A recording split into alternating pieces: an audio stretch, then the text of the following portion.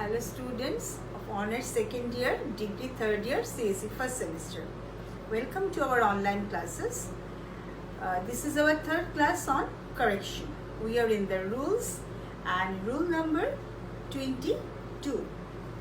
That is মিথ্যা বলা এবং সত্য বলা.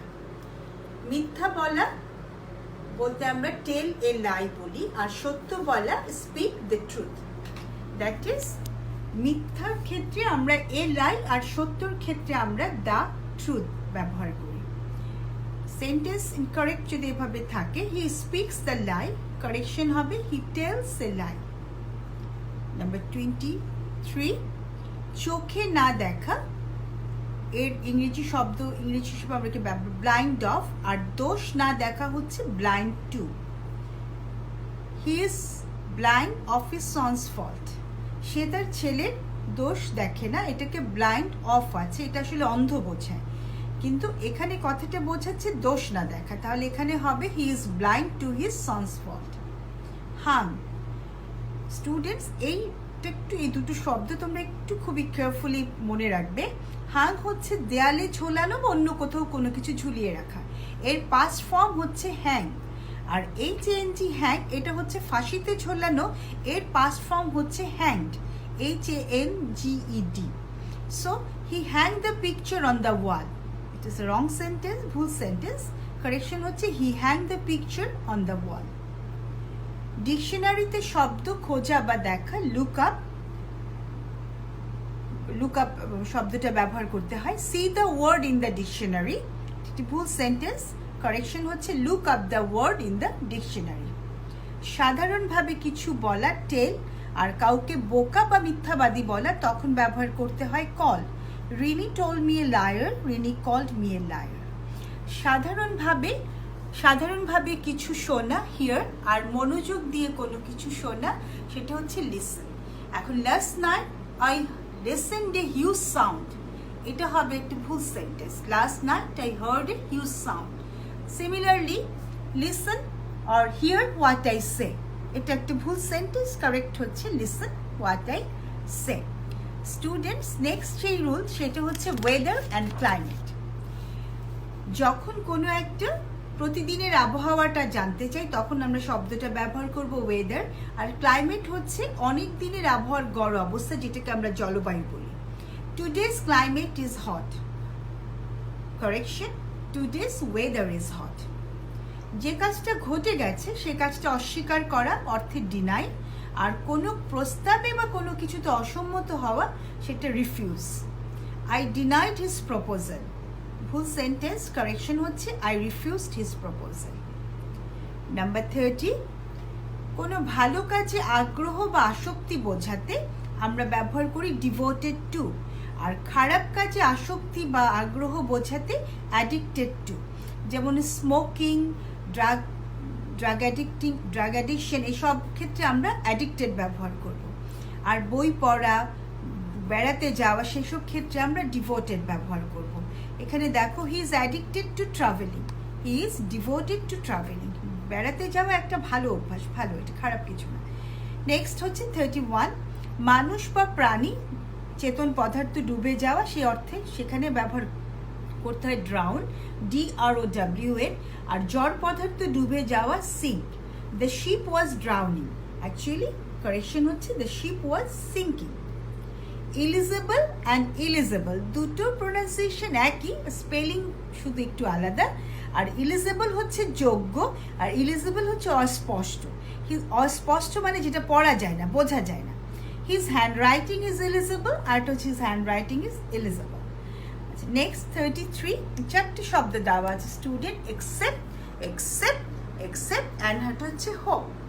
এখানে দেখো ফার্স্ট ওয়ান যেটা আছে এক্সেপ্ট, এটা হচ্ছে গ্রহণ করা, আর এক্সেপ্ট হচ্ছে বাদ দেওয়া.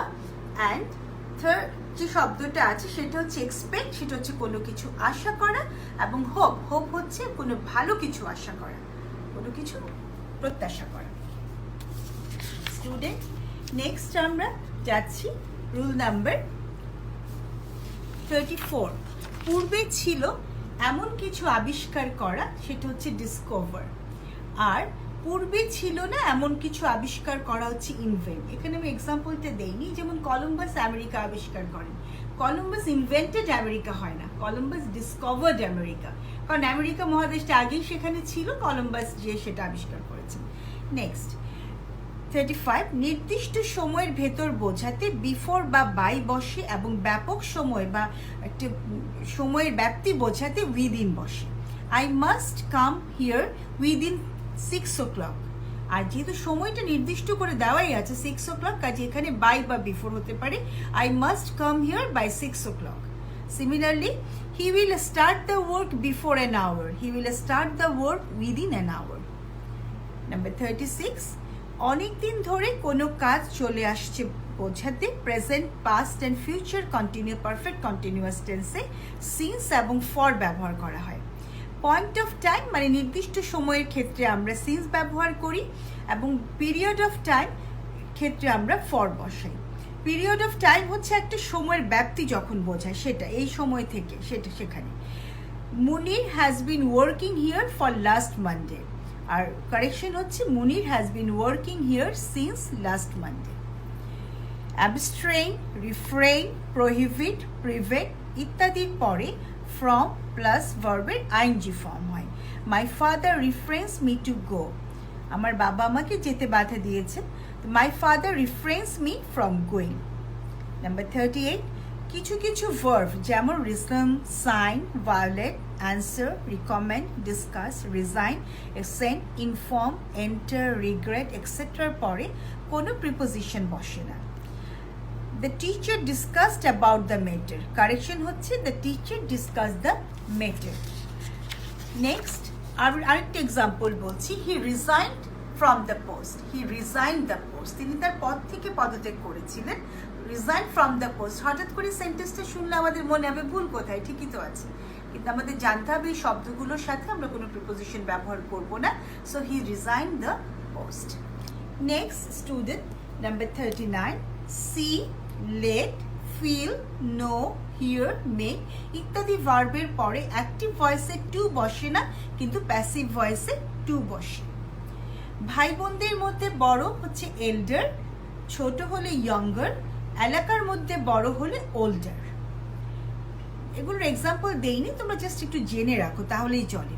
আসলে এত রুলস, ইটস নট পসিবল, মানে এতগুলো রুলস আসলে মনে রাখা বা করা, কিন্তু আমরা কিছু ইম্পর্টেন্ট রুলস মনে রাখবো, আর অন্যগুলো প্র্যাকটিসের সাথে সাথে আমাদের কনসেপ্ট ক্লিয়ার হয়ে যাবে।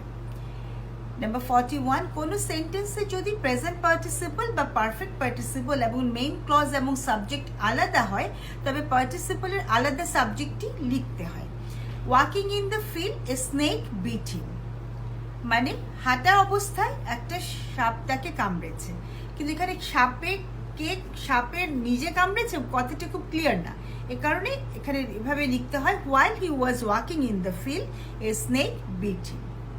নাম্বার 42, উই মেক, এখানে আমি আলাদা করে এভাবে দেখিয়েছি, মিস্টেক, এরর, ব্লান্ডার, এগুলোর ক্ষেত্রে আমরা যে ভার্বটা ব্যবহার করব মেক, অর্থাৎ ভুল করা, সমস্যা তৈরি করা, হ্যাঁ, এসব ক্ষেত্রে আমরা মেক ভার্বটা ব্যবহার করব।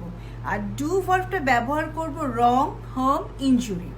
কমিট ভার্বটা ব্যবহার করব ফল্ট, ক্রাইম, সিন, অফেন্স এসব ক্ষেত্রে। নাম্বার 43 স্টুডেন্টস, এটাও খেয়াল করো, এগুলোর এক্সাম্পল দেইনি, জাস্ট মনে রাখো। রোগ ব্যাধিতে বা না খেয়ে মারা গেলে ডাই অফ, দুর্ঘটনায় বা আত্মহত্যা করলে ডাই বাই, অতিরিক্ত কোনো কিছুর কারণে, অতিরিক্ত খেয়ে মারা গেলে বা অতিরিক্ত কোনো কিছুর কারণে মারা গেলে ডাই ফ্রম, দেশের জন্য বা স্বাধীনতার জন্য উৎসর্গ করলে বা মারা গেলে ডাই ফর। নেক্সট 44, কলম দিয়ে কেটে দেওয়া বা কোনো লাইন বাদ দেওয়া, এখানে আমরা কাট শব্দটা ব্যবহার করি না, pen through the line, cut the line. হয়তো মনে হবে কাট মানে কাটা, সেন্টেন্স লাইনটা কেটে দাও, আসলে এটা ভুল, ইংরেজিতে বলতে হয় pen through the line. Student next 45, that is 45, one of their পরে সাবজেক্ট প্লুরাল হয় কিন্তু ভার্ব সিঙ্গুলার হয়। One of the boys are absent, present, sorry, one of the boys is present. এখানে স্টুডেন্ট আমি প্রেজেন্টটা ভুল করেছি, লেখা হয়নি, এটা খেয়াল করবে। One of the boys are present, one of the boys is present. বয়েজটা প্লুরাল কিন্তু ভার্ব আছে সিঙ্গুলার। কেন? কারণ ওয়ান অফ দ্য বয়েজ ছেলেদের মধ্যে একজন, সাবজেক্ট মেইনলি সিঙ্গুলার, ভার্বও সিঙ্গুলার। নেক্সট, দেয়ার দ্বারা শুরু। নেক্সট, দেয়ার দ্বারা শুরু সেন্টেন্সের ভার্ব সাবজেক্ট অনুযায়ী হয়, অর্থাৎ দেয়ার কোনো সেন্টেন্সের সাবজেক্ট না। দেয়ার যুক্ত সেন্টেন্সে যদি সাবজেক্ট সিঙ্গুলার হয়, ভার্ব সিঙ্গুলার হয়। দেয়ার যুক্ত সেন্টেন্সের সাবজেক্ট যদি প্লুরাল হয়, ভার্ব প্লুরাল হয়। যেমন there is a school in our village, তখন হবে কি একটা স্কুল ইজ। আর যদি হয় there are schools in our village, তখন আমরা কিন্তু আর দিচ্ছি, কারণ স্কুলস আছে বলে। এখানে আমি এক্সাম্পলটা এভাবে দিয়েছি, there are a big tree in front of our college. এটা ভুল sentence. There is a big tree, কারণ a big tree subject singular, so verb singular. There is trees in front of our college, there are trees in front our college, because trees আছে, তার সাথে is verb হবে না, are হবে। So if, students very carefully এটা খেয়াল করি। If একটা কন্ডিশনাল, তোমরা জানো শর্তসূচক বাক্যে আমরা ইফ ব্যবহার করি।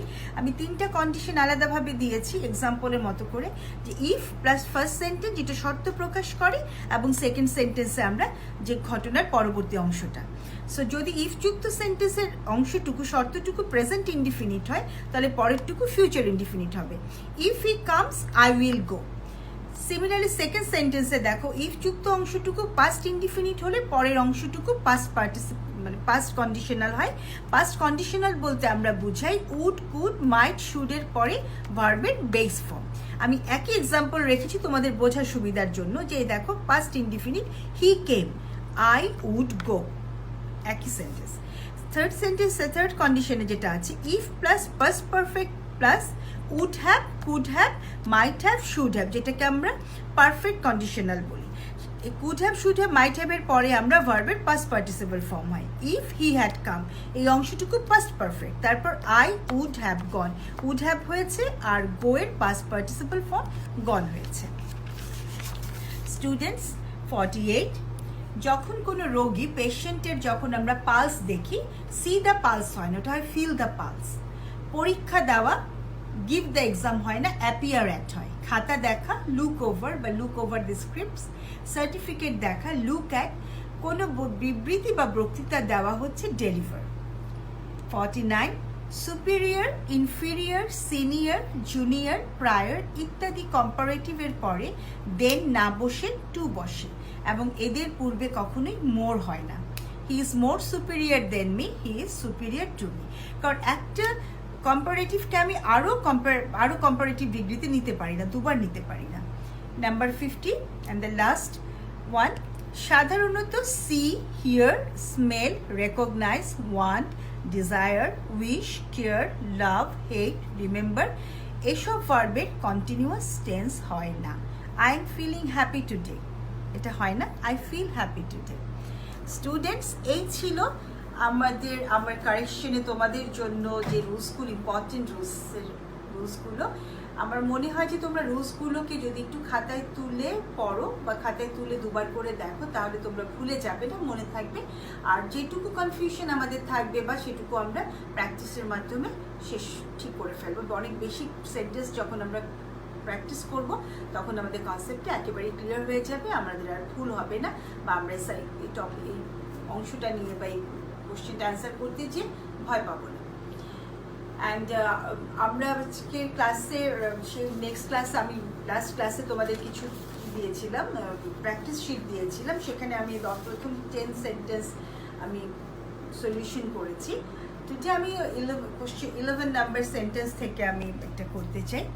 যেমন, the colour of Jerry's eyes were grey, the colour of Jerry's eyes was grey. কেননা আমরা এখানে যে নিয়মটা আছে সেটা হচ্ছে the colour, the quality, the quantity, the number, এর দ্বারা যদি কোনো সেন্টেন্স শুরু হয় তাহলে ভার্ব সিঙ্গুলার হয়। Next, wait here till I do not come, এটা তোমরা অনেক আগেই নিয়মটা পেয়েছো যে আমরা টিল যুক্ত সেন্টেন্সে নট ব্যবহার করব না। He insisted me to go, he insisted on my going.